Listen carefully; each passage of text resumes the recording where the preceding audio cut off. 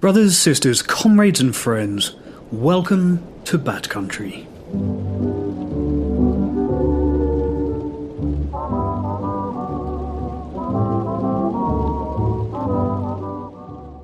A lot has happened since we last talked.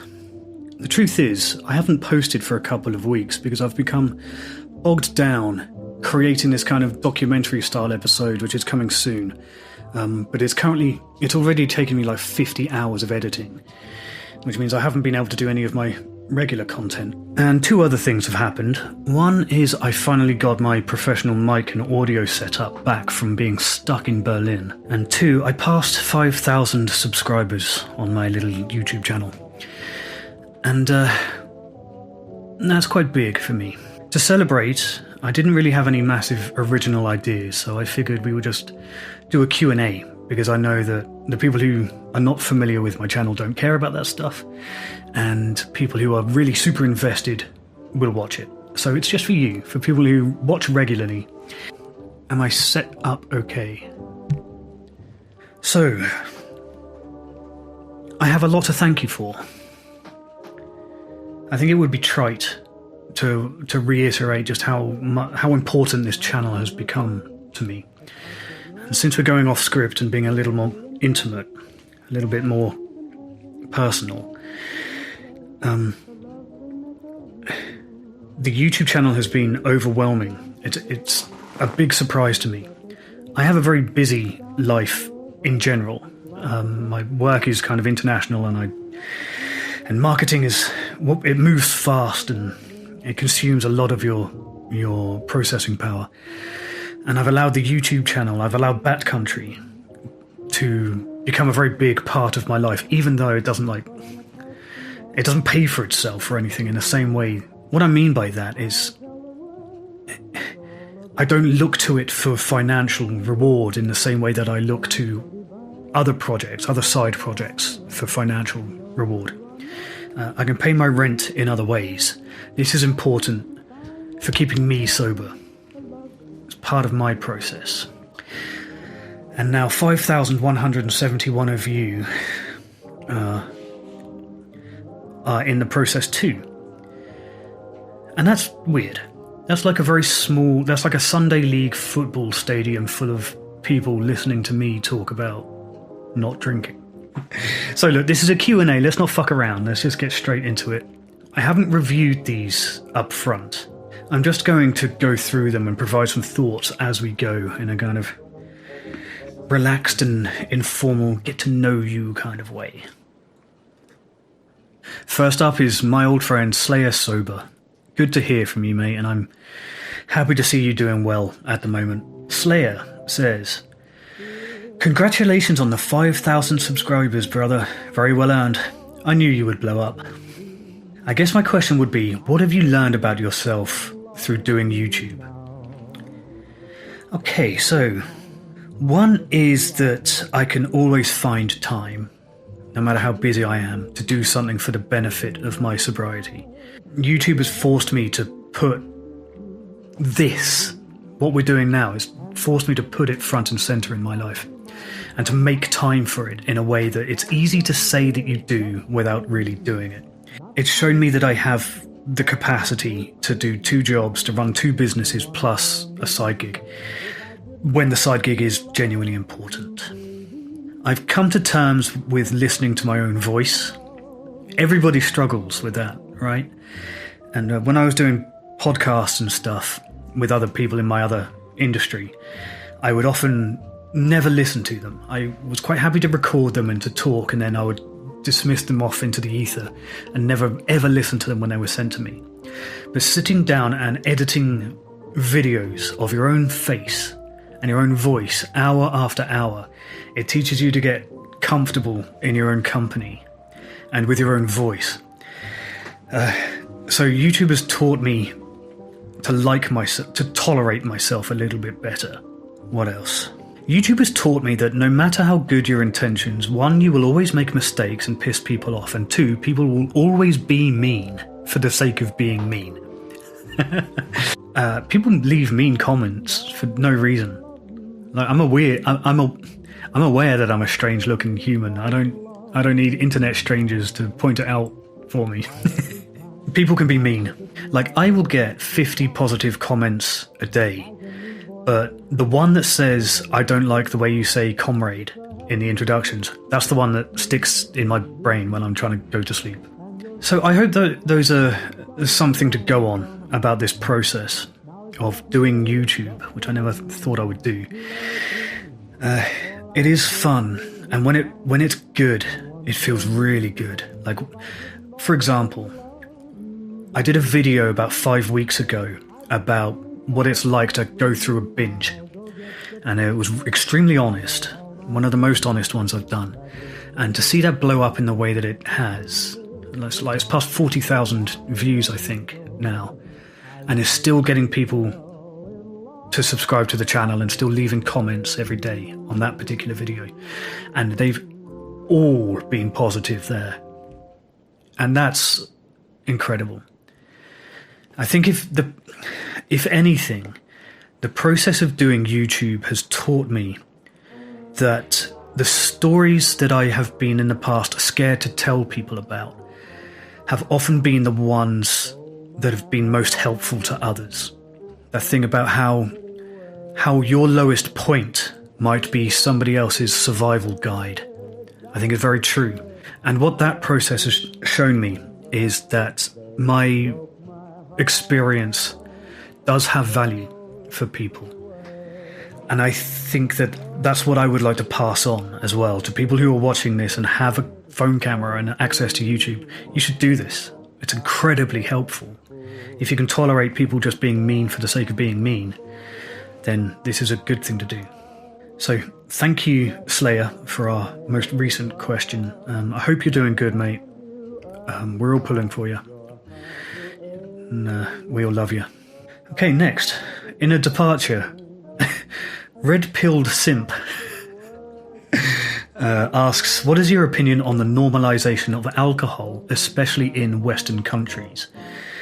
I think alcohol is way too normal. Go visit someone and they'll ask you what you want to drink, a Coke or coffee or a beer. Look at any given restaurant or cafe, nearly 95% of people have some sort of alcoholic beverage in front of them. I'm not advocating for prohibition at all, only to give alcohol a more special meaning. So, what is my opinion on the normalization of alcohol? I wish alcohol had never been invented, but we're stuck with it. Here's my opinion. Alcohol really screwed me up early, really young. Like, before I should have had access to it, I was already indebted to it. And for that reason, I resent alcohol deeply. But it's not alcohol's fault. And it's not my fault. And it's easy to say it's society's fault. But what does that really mean? In a perfect world, we wouldn't have to worry about such things. In a perfect world, alcohol would have no effect on us, apart from for cleaning wounds and that kind of thing. But since we don't live in a perfect world, I would suggest that in a better world, if we were going to normalize alcohol, we should also normalize the discussion of its negative effects. So in every advert in which you see attractive 20-somethings drinking Bacardi on some beach at sunset, you should also have an advert showing a 50-year-old man with liver cirrhosis wishing that he'd quit earlier. Or for every advert that suggests cynically that alcohol makes you more sexually attractive and more likely to get laid, you should have a counter advert which demonstrates how embarrassing it is to not be able to get an erection when you're drunk. You know, that's balance. So the fact that alcohol has the power to do so much damage, and regularly does, and it costs all of our health system so much, and yet there is such poor education about what happens for the minority of us who will die for it. The normalization is toxic. I think it might be getting better. I have, in the course of my duties, the opportunity to speak to people younger than me. And a lot of them don't have the same relationship with alcohol that people of my generation did. It's incredibly available to them, but when I was growing up, it was worse. I remember it being worse.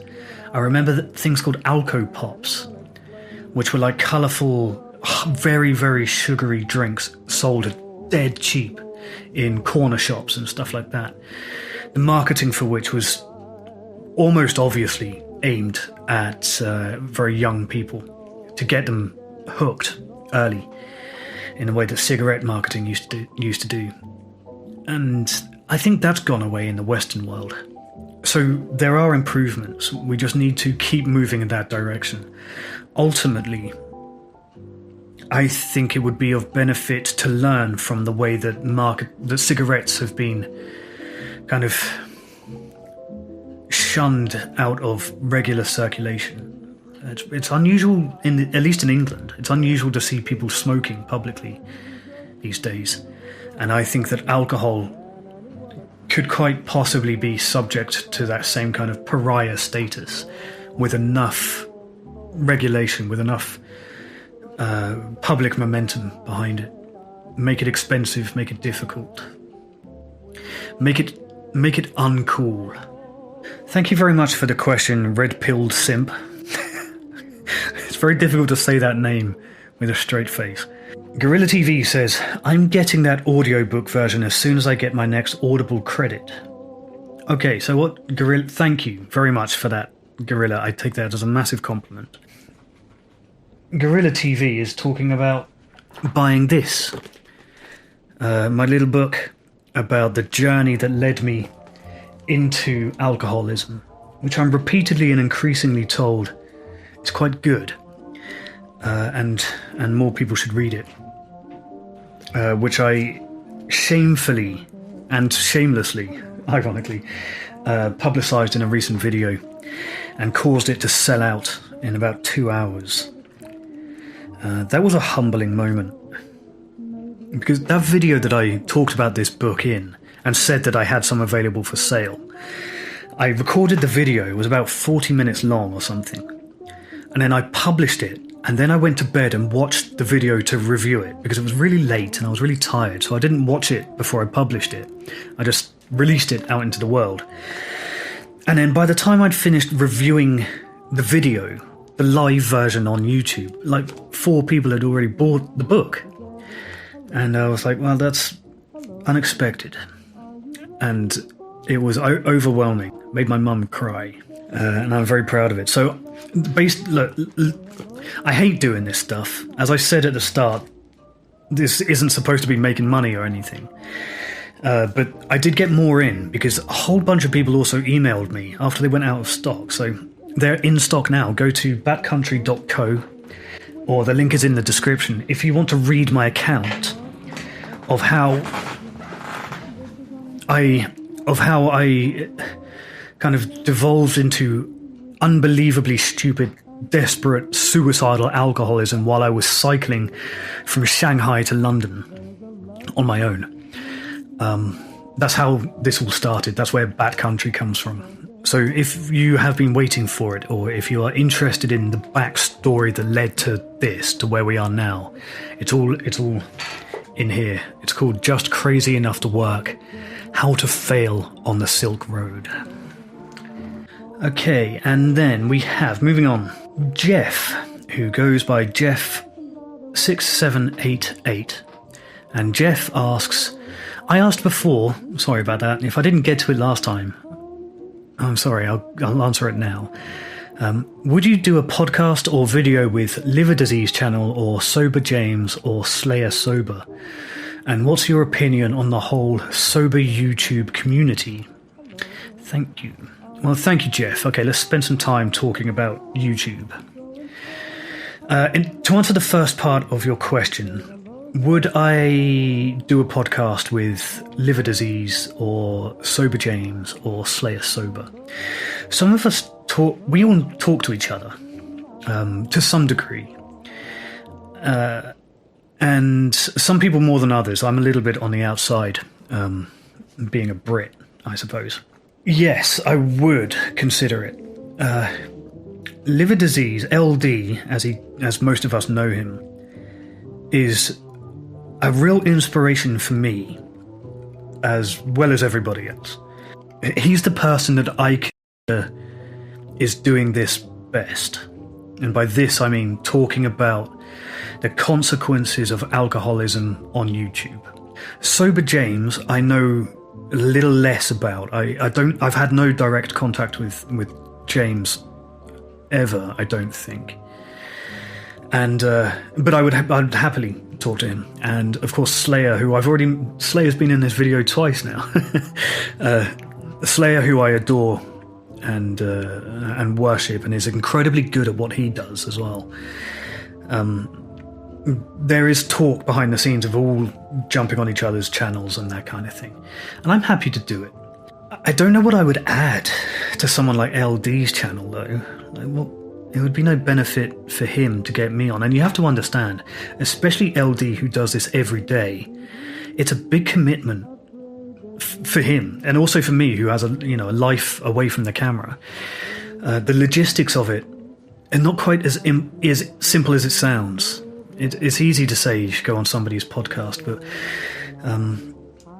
they are logistically, they can be hard to handle, and I am quite, believe it or not, considering my recent videos where the audio quality has been very bad and I'm usually out of focus. I do take the quality, like the production quality, quite seriously, and I lose control over that when I hand off half of the video to a guest or something. Another factor is that we share so much of the same audience, like people who watch Slayer and watch LD also watch me, and vice versa, and others, and all the other kind of up and coming sober YouTubers. We all dip into the same pool of people, which means if I say one thing here and then say it again on LD's channel, what difference? That message isn't going to a new audience. I'll tell you what I would be really interested in doing is talking about addiction and recovery on channels that are not at all related to addiction and recovery. I think that's the way to kind of stop preaching to the choir. And it has the benefit of, one, growing your own audience if you're good at it, and two, spreading a message of positivity about an alcohol-free lifestyle to people who might not be familiar with it. So yes, I would be happy to do everybody else's podcast, but if there is an opportunity to do podcasts that are in front of unusual audiences, then I would prioritize that, because I think that has more value in the world. The second part, what's your opinion on the whole sober YouTube community? I think it's great. I like it. That's my opinion. I hope to see it continue to grow. It comes in waves and peaks and troughs. Fuck, am I recording? Yes. It comes in peaks and troughs, sober YouTube. I remember way before I got sober, I was already watching occasionally sober content. And there were a few kind of luminaries, a few like Sacred Serpent and Delirium Dirk. That Noah guy, what the fuck is his channel? Noah Sober. Big No-No, and a few others.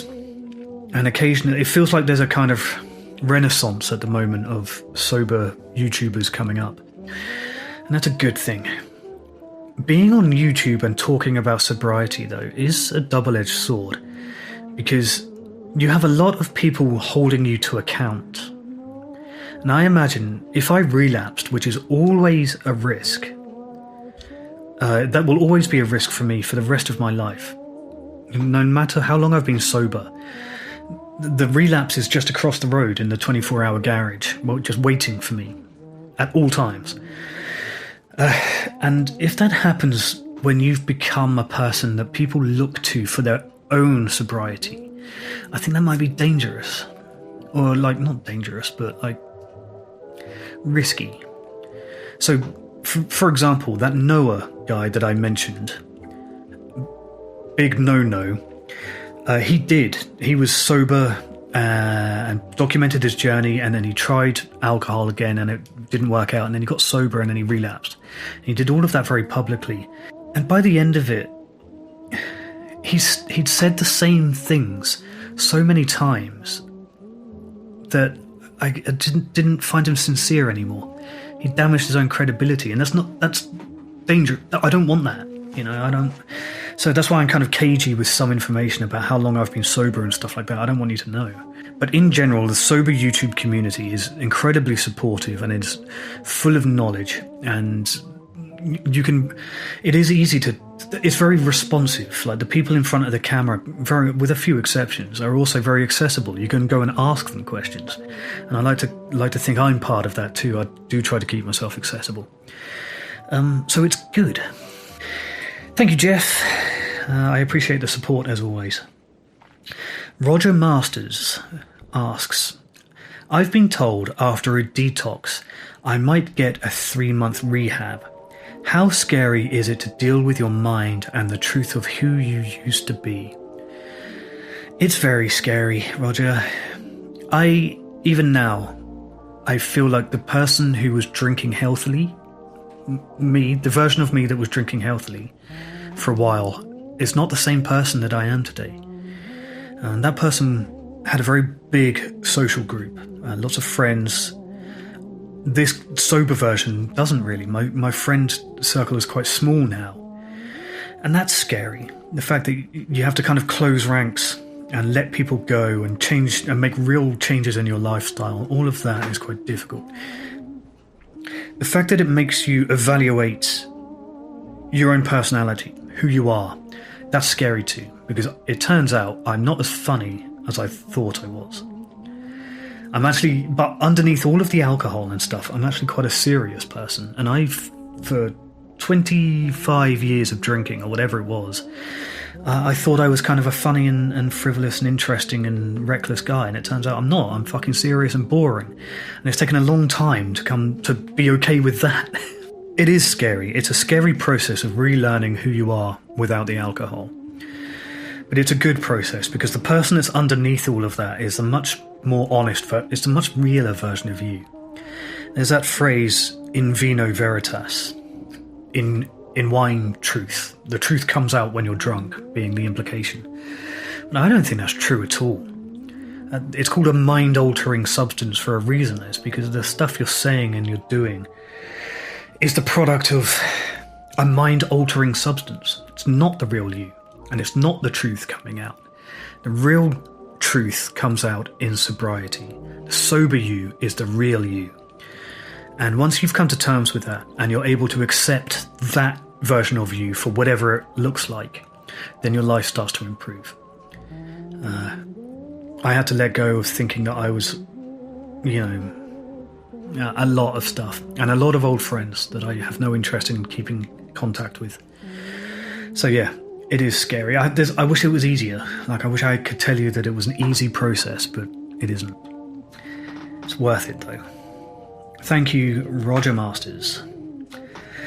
Stephanie asks, I'd love to hear you talk us through a typical drinking day and night plus hangover and withdrawal phase in different stages of the illness, and how the experience changed over the years. Stephanie continues, I know you touched on your lowest points several times already. There are plenty more. But do you have any specific memory that kept you up at night after sobering up? How did you cope with feelings of shame and embarrassment? Okay, so quite a few questions in here. Okay, so to address the first part, a typical drinking session followed by hangover or withdrawal at different stages of the disease. So in the very early stages, it would be a Friday, when I'm talking 14, 15 years old. We had a number of places we would go to. First of all, we would go and acquire alcohol some way. Usually a friend's brother or a stranger that you would give an extra couple of quid to buy you alcohol when they were buying their own. And we would get a bottle of cider like White Lightning or Frosty Jacks or something awful. And then we would all go off as a group. We always drank in groups, and always the same faces.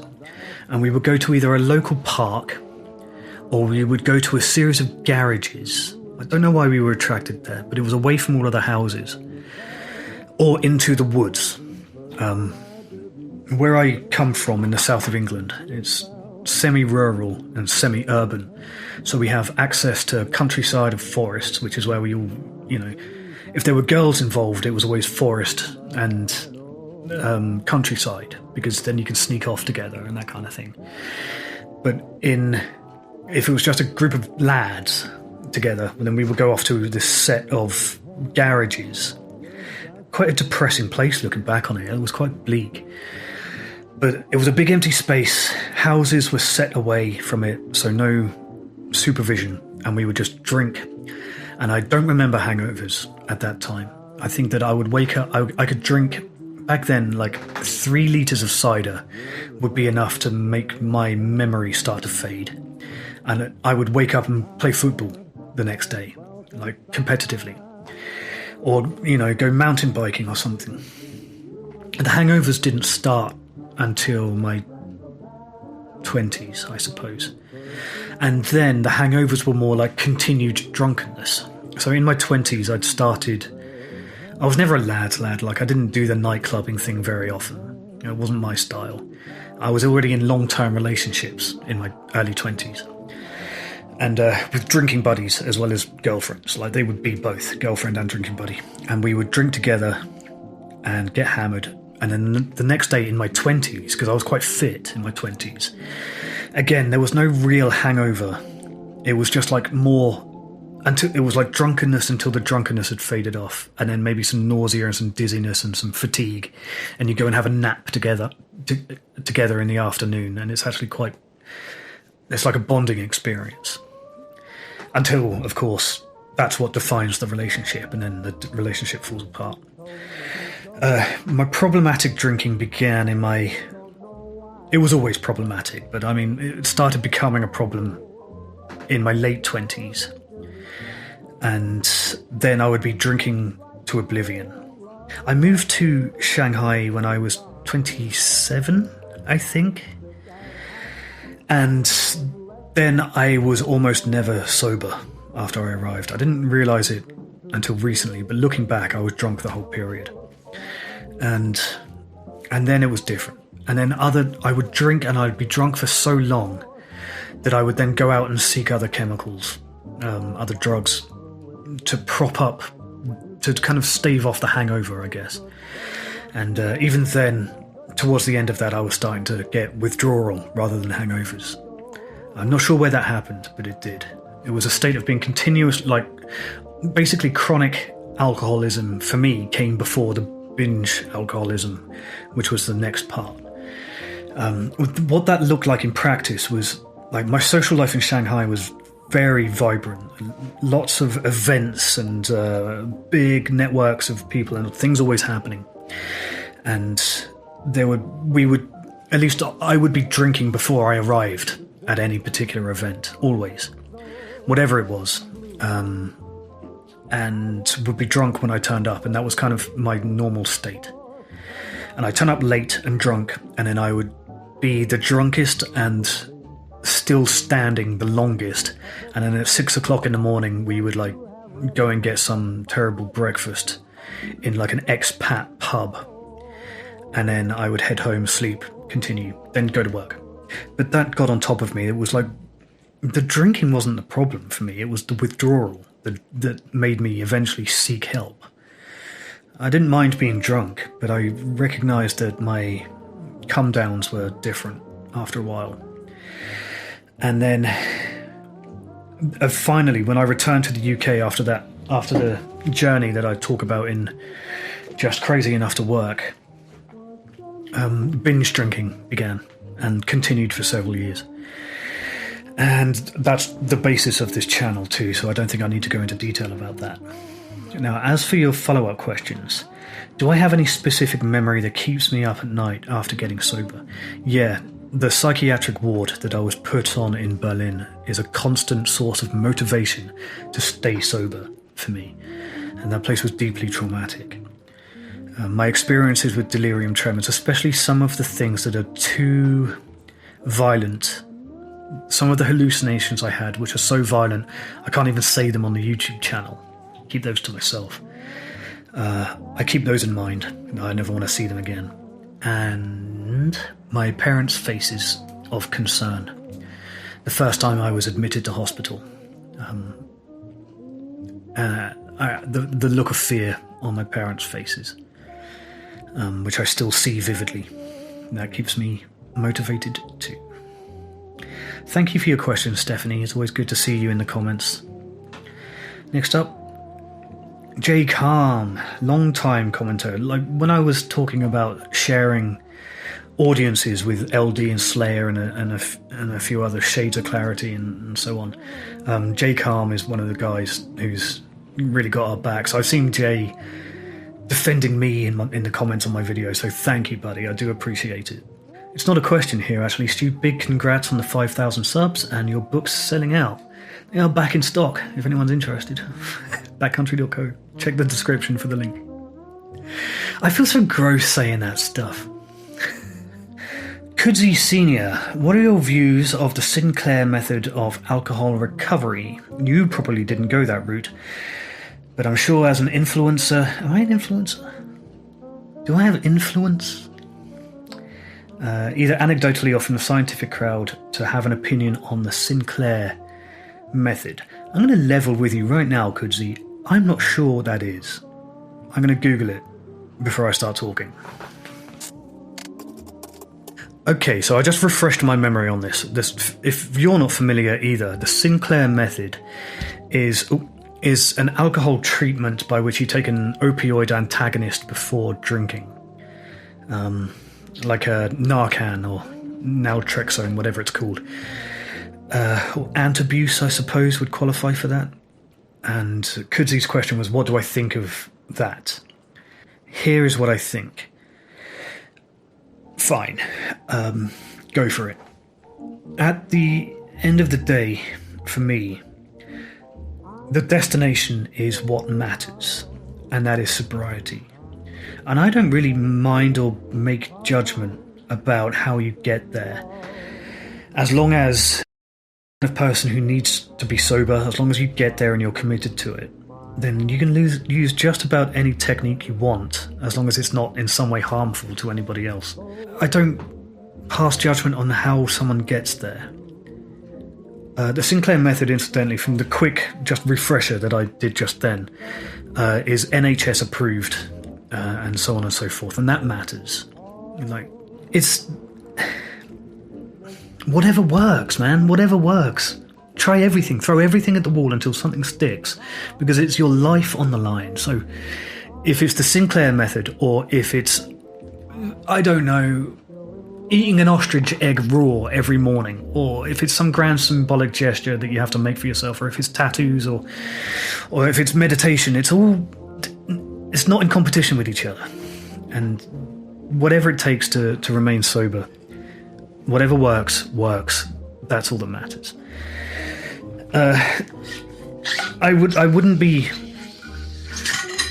I personally would not be unwilling to try the Sinclair method should I feel like it was necessary for me.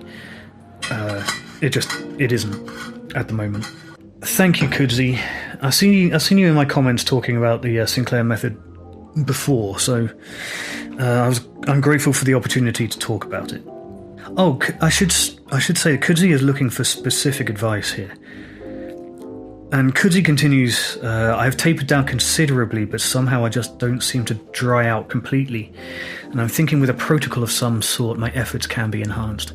I think you're probably right. I think your intuition is right there, Kudzi. I think it might be of benefit to you. So, tell you what, you be our guinea pig this time. You go and try it, and let us know how you get on. Thank you, Kudzi. Sam Black. How do you deal with the shame about things you've done when drunk? Good question, Sam. I don't. I just live with it. I don't try to justify or reconcile the horrible and hurtful things that I did. I have to just face them, just acknowledge that I did them and that they are part of my personality, and make sure that I am working as hard as I can to never repeat them. And I don't think any level of mindfulness or meditation is going to make that pain go away. I think it's a necessary pain. The fear or like the discomfort of the horrible things you've done. Because I am a mindful person, and every now and then I'll be walking down the street at 3 o'clock in the afternoon, and for no reason at all, some terrible, painful memory will be inserted into my brain, and I'll make this noise in public as I remember something horrible that I did or some terrible thing that I said. Like trying to control invasive thoughts. I'm sure there are people that will tell you that they have done it, they have achieved enlightenment or whatever, and they no longer have to deal with that stuff. But for me, I just have to acknowledge that, yeah, I did some pretty shitty things to some people that I love. And I made some people who only deserve to feel good feel pretty bad. And instead of reconciling that or trying to rationalize it, I just let it be. And part of the working the steps in AA is going to give you the tools you need to deal with that stuff. But I also think it's important that you don't just stamp that out and don't consider it done. Once you've done the steps or whatever, however you've processed it, it's not over. You still need to lock those away in a little part of your heart to remind you of the dark places alcohol will push you. Thank you for the excellent question, Sam. Hope that wasn't a bummer. Giles Parker, long-time friend of the channel. Giles asks, I have noticed lots of people in recovery discover a strong urge to help others and donate the time they have released from addiction. Why is that, do you think? What drives it? So, why do people become altruistic in sobriety? I was talking about this on a podcast the other day. I think that the process of getting sober, the process of recovering from addiction, is also a process of learning empathy. As you are learning to have sympathy for yourself, you inadvertently become more and more willing to let other people in. One of the major things that prevents people from getting help is asking for help. Okay, acknowledging and accepting help. Because that it gives away, you give away a piece of yourself when you ask for help. You admit something about yourself that you're not able to perhaps handle a particular situation on your own, even though you've convinced yourself all your life that you are capable. You have to finally admit that you're not, and you have to accept help. And that's daunting for people like me. The process of allowing people to help you is just rewarding to the point where it makes you want to do it for other people. They say that the measure of a society is in its willingness to protect the most vulnerable. That's what defines a healthy society, is its willingness to help those who are less fortunate in some way. And I've always held that to be true. I can't think of a better definition for a healthy society. And I feel like in helping other people, even on an individual basis, you are of benefit to society. And who doesn't want that? You have to be an absolute sociopath to not want that. And even if you are a sociopath, you'll discover in the process of sobriety that even that can be treated, you know. And you're right, the observation you make, Giles, that a lot of people in recovery want to donate the time that they've released from addiction because we feel like we have a lot more time on our hands. We want to give that back in a productive way. I wonder if there's... This is off the top of my head, but I wonder if there's some kind of dopamine replacement going on where without the addiction we're not creating the same kind of level of dopamine, so we seek it out in unusual ways, and one of those ways is helping people. It makes you feel good. Like being altruistic is in a sense very selfish because of the positivity that you feel about yourself. Donating to charity is famously a good example where you hand over like £5 anonymously, and that enables you to feel like you've done something and give you that little dopamine hit. Working in recovery and sobriety is like that all the time. So I wonder if this is a form of addiction. That's stupid. Thank you for the question, Giles. I didn't answer it. The question was too good. Counting Sheep for Sleep. Good name. Counting Sheep for Sleep asks, I'm fascinated by your stories of what happened during your travels through the Silk Road. If there are still some to be told, I'd be very glad to hear them. I'm also curious if you were ever tempted by other drugs enough to binge them. Okay, yeah, I haven't talked about that on this channel, so I'll answer it very briefly now. Yes. I did experiment very heavily, and always have done, with substances other than alcohol. But not a single one ever got on top of me the way that alcohol did. And I wasn't using those drugs habitually just because I didn't form the same habits with them as I did with alcohol. And I've tried the lot. I've been through it. I have a lot of experience in that regard. But they just didn't get their hooks in me in the way that alcohol did. I don't know why. So Counting Sheep for Sleep says, as a polydrug addict, I never liked alcohol enough to start loving it, but I heard about people who quit drugs and then fell into alcoholism. I had the opposite experience. You were a polydrug addict who wasn't into alcohol. I was an alcoholic who wasn't really into drugs. Or did a lot, but couldn't force myself to like them in the same way that I had a relationship with alcohol. Do you worry that the opposite might happen to you? The implication of the question is, am I worried that I might take up drugs now that alcohol is missing from my life? Nope. When I say I'm sober, I know that I have this vape thing, and I drink ungodly amounts of coffee, and so I've still got nicotine and caffeine addictions, for sure. But when I say I'm sober, I really mean it. Like, I've got no desire to have smoke a joint or do anything with, or even like take CBD oil. None of it appeals to me.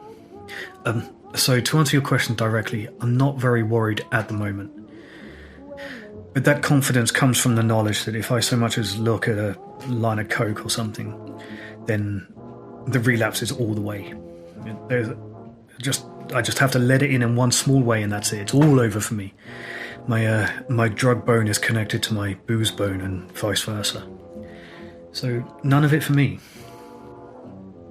Apart from the caffeine and the nicotine and the exercise and the sobriety. I'm addicted to sobriety, I'm addicted to exercise and all of that stuff.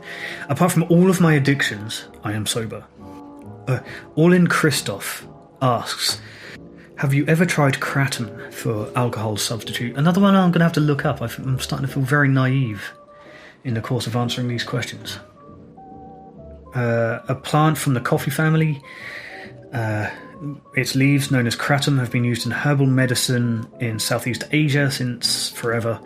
Kratom has an opioid-like property and some stimulant-like effects. Have I tried it? No. Would I try it? No. Godspeed. Everybody is free to do whatever they want and try whatever substitute for alcohol they like. I'll steer clear. But Godspeed. I'm glad it worked for you. Like I said in the opening, whatever works for you, I'm not judging. Okay, next up we have Nehemiah Karish. I hope I'm getting that close to right. Nehemiah asks, is there a history of alcohol abuse in your family? Yeah. I think you can look at any family and find evidence if you're looking hard enough. But yeah, quite a lot of my family are big drinkers, as we say in Irish families. Or he likes a drink. That usually denotes an alcoholic. And there's also different kinds of addiction. I want to be a bit cagey about this because I can never guarantee who's watching these videos, but a blood relative of mine had a gambling addiction that no one acknowledged until years later. And that's an interesting one. I'm particularly fascinated by gambling addiction and people who've recovered from it, because no one blows my mind. It's got a little bit of every other kind of addiction in it, you know? But Yes, blunt answer. Big Irish family. Yeah, there's alcoholism in my family. Not my father, not my dad or my mum. But yeah, it's in the family. And then a follow-up question from Nehemiah. Did you see generational trauma of alcohol abuse in post-Soviet countries that you've been to? That's a brilliant question. Yeah, I absolutely saw that. My very first impression of Belarus when I crossed the border by train, we were at a level, what we call in the UK a level crossing. It's where the gates come down, the train goes across a road, and the traffic waits. We crossed into the Belarusian border, and we went through one of those, and there was a guy, an old Belarusian man in a big fur coat and this big old bicycle, and as he was waiting for the train to go past, he was so drunk in that bike that he just fell to the floor. And I was like, welcome to Belarus. And I saw it a lot there. I saw opioid addiction more in Kyrgyzstan. Back in the day, in the 80s and 90s, heroin used to be shipped out of Afghanistan south, all the way down to like Cambodia, Thailand and Laos, the Golden Triangle, and then it would be distributed. Now though, since the Golden Triangle has largely kind of been regulated and like out of existence, all of the heroin out of Afghanistan travels north by road, specifically along the M41, which is a road called the Heroin Highway. It's the road that I cycled along. And the way that the opium farmers and distributors keep the local populations compliant is to give them opium as they travel. So places like Kyrgyzstan, a former Soviet state, have big problems with a growing heroin addiction. But alcohol specifically has caused problems with countries that have a direct border with Russia, in my experience. So Kazakhstan was particularly bad for alcohol. There were other drugs too. Someone tried to give me some ecstasy once in Almaty. So there are street drugs, but alcohol is the big problem in those places. Industrial places in former Soviet states where people were sent rather than moved to are like epicenters for alcohol addiction. Because the people who were moved to those locations, Aktau in Kazakhstan is a great example of this, a former nuclear city where people were kind of like former soldiers and former convicts were sent to go and do the dirty work of nuclear refinement and that kind of thing. A lot of those people are deeply damaged, and my first experience of walking into Aktau, I had to walk 20 miles across the desert to get there. It was pretty horrible. It was extreme poverty, and I remember like kind of toothless old Russian-speaking drunks just drifting, like always shirtless, just drifting around with no direction, and stray dogs with like one broken leg and kids playing naked around like some terrible dirty water. And that's generational alcoholism in an image, is a drunken father who hasn't been sober for a day in 20 years, walking half naked to go and get another bottle of vodka while his kids are playing unsupervised in the road, essentially. And that has impacts across the generations for years. We're lucky in the West that only in a few places we have it that bad. But in places like Kazakhstan, outside the main cities, it's really bad. Really, really bad. The whole place is defined by alcohol. No one is sober. It's really weird. And that leads on to another question that Nehemiah put to me about how children grow up around adults that drink alcohol. And how do we protect children from families that drink heavily? I wish it was as easy as just saying education is the answer. Because that is the answer, but in practice, no one cares. Education is such a hard thing to do. If you're unaware, the other part of my life is all in sexual health and sexual health and wellness, and sexual technology and stuff. And every brand that I work with that hires me wants to do an educational project to do something good about educating people on the pitfalls or the benefits of some arcane piece of sexual knowledge. And it never works because no one wants to be educated. When the whole culture is telling you that something like sex or alcohol is for the purpose of having fun, then no one wants to pay attention to the people who are like, well, unfortunately, that fun has consequences. And people will actively will shut that information out. So education is the answer, but it's not a useful answer. We protect children. I don't know, man. Sometimes the wisest thing a man can say is, I don't know, and I don't have an answer for that. I don't know how to keep children safe from adults who are drinking. Peter. Hello, Peter. It's good to see you here again. Friend of the channel, Peter, asks, talk about the big book. Maybe just focus on a chapter or two at first. I am going to talk in general terms about the big book. If you're unfamiliar, the Old Testament, or the New Testament of AA, is known as the Big Book. And it's written by a couple of people, really, and subject to editing since, but it's largely been the same since 1931 or whenever it was written. And it feels of its time. I have no issue at all with the steps themselves. For me personally, only steps 9 to 12 have universal appeal. The rest are very much couched in straight, white, heterosexual, male, Judeo-Christian terms. And that's fine as well. I'm past no judgment, but let me rephrase that. The Big Book is particularly useful for Judeo-Christian, straight, white men. And it is of use to everybody else too, but it's particularly of use to that group.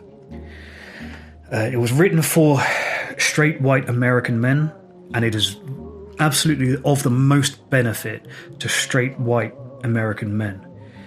I'm a European, and our relationship with the Big Book is slightly more critical. I seem to remember, it's been a while since I read it.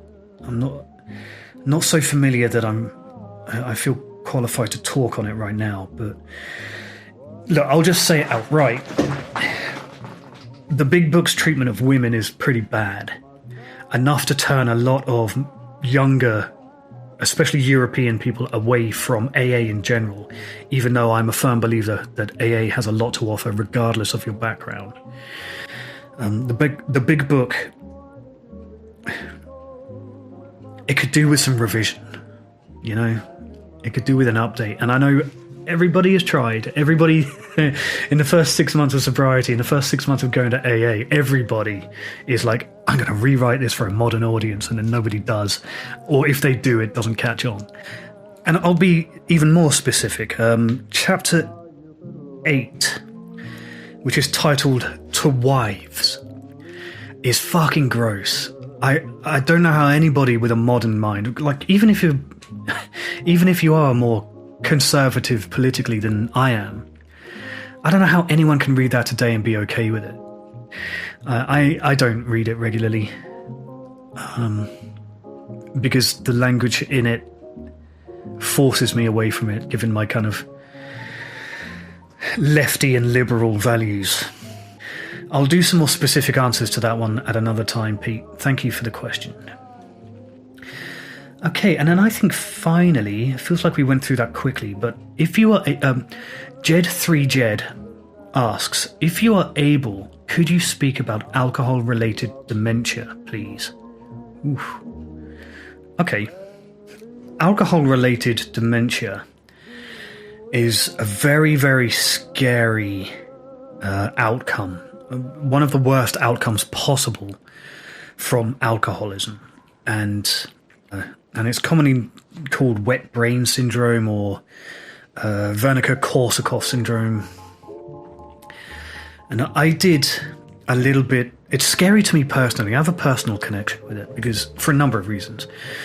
One is that I have a traumatic brain injury as a result of a cycling accident that I think partially led to the drinking problem. The second part, and I have since, I used to be a fighter as well, so I've had multiple concussions, and I'm very aware of the cognitive decline of old fighters, and I had some worrying MRIs done a couple of years ago that might suggest, I don't know. But the second one is that I studied neurolinguistics at university, and part of that was studying how language is created in the brain, and the Wernicke's area of your brain is a very important component of that. And when it goes wrong, like through a stroke or through dementia, it becomes very difficult to communicate. And the ability to communicate is profoundly important to everybody, but I feel it as well. Like my ability to communicate is really important to me. And the thought of having that taken away, especially by something which is self-inflicted, in inverted commas, by alcohol, it keeps me up at night. And it keeps me up worrying, what if the damage is already done? What if it is now inevitable? Because I'm not an expert on this stuff, but I know anecdotally that the toxic effect of alcohol is enough to be damaging your brain. When you combine that with the vitamin B1, the thiamine deficiency, which I've had, that makes you just, for some bizarre reason, makes you go absolutely loopy. It feels within reach for me. Like, it's a condition that I think about a lot. My first ever diagnosis, as I mentioned recently somewhere, my first diagnosis when I started the process of getting sober was pseudo-dementia. So I've already kind of gone through the process of, I have some first-hand experience of what it's like to not be oriented for space and time, and to recall things incorrectly. One of the symptoms of Wernicke-Korsakoff syndrome, wet brain syndrome, is that you invent memory. And that's also a process of delirium tremens, where the things in your head and the things that you're perceiving just don't align in some way, but you can't identify why. So when people say that delirium tremens is, when a doctor describes it as confusion, that's part of that confusion, is that what you know to be true and what to be perceptually true don't match up. And to live like that must be very scary. If you get it early, if you get it diagnosed early, there is a chance that you can recover through cognitive behavioral therapy and so on. And through thiamine treatment, you can recover some of the cognitive deficits to an extent. But it is irreversible. And I know that I have irreversible damage from what I've been through. The MRIs and just going through delirium tremens. Someone did the maths for me the other day in my comments, and they pointed out that the amount of times that I've had delirium tremens, which is 5, I have statistically a 50-50 chance, like whether I'm alive or dead right now is 50-50, given the background. My life is the toss of a coin, and that's very sobering. But it's the same with Wernicke-Korsakoff syndrome. It's the same with alcohol-related dementia. If you have it, you have to deal with the additional stigma that yours is not brought on by the natural processes of old age. It is, in the eyes of society, self-inflicted. And you don't benefit from the same sympathy and empathy as someone, in their 90s who's just acquired it slowly. Symptoms of it are terrible as well. They start slowly with memory loss or memory fabrication, which is an even scarier thought, that you're just inventing memories that are not associated with actual events. And then personality changes and lack of coordination, lack of impairment of your judgment. I think it's got to be close to most rational people's worst fears. And how much you have to drink and for how long in order to provoke this condition is not known. Or prevention is the only cure. Let's put it that way. Abstinence is the only way to be sure that you won't get alcohol-related dementia. That was a gloomy ending. Thank you for the question. It was a thinker. I'm grateful for the opportunity to just talk about it for a moment. I haven't seen it firsthand. I understand it's quite rare, but I also imagine it's powerfully unsettling, and it makes me, if you can't tell from my body languages, I'm uncomfortable talking about it because I just have an intuition that it could easily be part of my own future. Okay, let's sign off there for the day. I know I've said this repeatedly, so I'll just cover it off quickly. The people watching this video are likely to be familiar with who I am and with my channel already. And you are the most important part of my audience. The people who come back and the people who interact and leave questions. And it wakes me up every day with the motivation to be sober, to know that all of you are on the journey with me, with all of your peaks and troughs. We're all kind of walking the line together. And that's reassuring. There is safety in numbers. And I think that is the ultimate benefit of organizations like AA and of building communities like my audience, or more specifically LD's actual community. There's safety in numbers. You know, if you consider alcoholism like a predator, as I do, then it's going to pick off fewer of us if we group together. I'd like to thank you for watching. I'd like to thank you for watching repeatedly. If you are new to the channel, give it a like and a subscribe. And more importantly, help me pay the rent. If you're interested in my travels and my backstory, I'm not going to ram it down your throat. You're under absolutely no obligation to go and buy it, but the book is available on my site. The link is in description, or you can Google it. Just Crazy Enough to Work by Stu Nugent. That's me. Thank you so much for being at my side. And as always, good luck out there.